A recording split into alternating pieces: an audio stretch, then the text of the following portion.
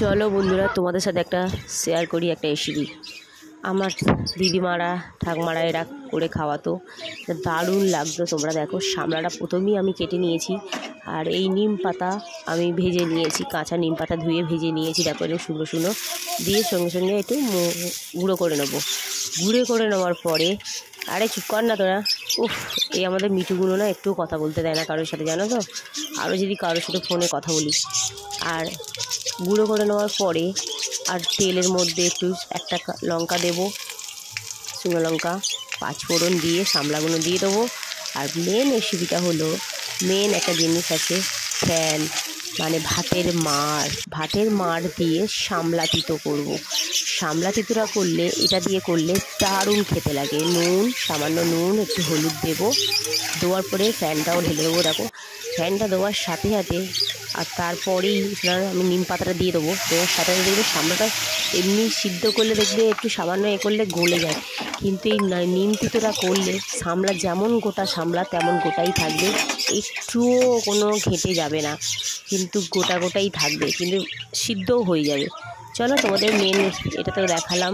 দেখো নামানোর পরে তোমাদেরকে দেখাচ্ছি কেমন হয়েছে জিনিসটা।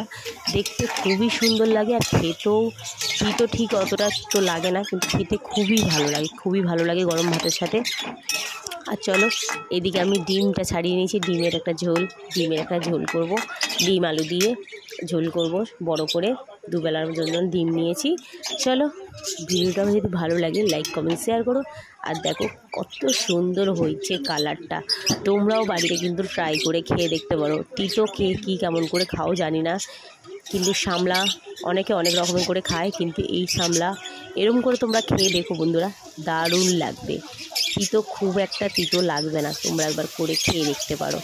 সুন্দর জায়গায় পাত্রে মাছটা, ভাতের মাড় গালবে, সেই পাত্র থেকে সুন্দর করে পরিষ্কার জায়গায় ভাতের মাড়টা তুলে রাখবে, সেই মাছটাই দেবে, দিয়ে সামান্য একটু মাছ, বেশি খুব একটা না, যতটুকু তোমার জিনিস নেবে সামলা ততটুকুই জিনিস নিয়ে করবে। চলো, এদিকে আমাদের ডিম কষানোটা হয়ে গেল। পেঁয়াজ, আদা বাটা, রসুন বাটা সবই দিলাম, একে একে নুন, হলুদ, লঙ্কা সবই দেবো, দিয়ে ডিম কষাটা করবো। করার পরে ডিমটা আমি আগে ভেজে তুলে নিয়েছি, এবার আলুটা আমি ঢেলে দেবো। আলুটা সেহেতু সিদ্ধ আলু, মশলার সাথেই কষিয়ে নেবো। কষানোর পরে সব কিছু কষানোর পরে ডিমটাও আলুটা ঢেলে দেবো, দিয়ে ফুটিয়ে নেবো। ফোটানোর পরে তোমাদের সাথে চলো তোমাদেরকে দেখাই ডিমের কালিয়াটা কেমন হয়েছে, ঝোলটা। চলো, এমনি করেই আমি করি, ঠিক মতন তোমাদের সাথে ভিডিও আমি দিতে পারি না, যেহেতু কেননা সব সম্ভব নয় তুলে ধরার। চলো তোমাদেরকে দেখাই, তাও ছোট ছোট একটু করে তুলে ধরি। কী ভাবি যে আমি ছোটো ছোটো ব্লগ করে দেবো, ছাড়বো, সেটাও আমি পারি না। একটু রান্না মাঝে সাঝে ইচ্ছে হয়, তাই তোমাদের সাথে শেয়ার করি কীভাবে আমি কী করি।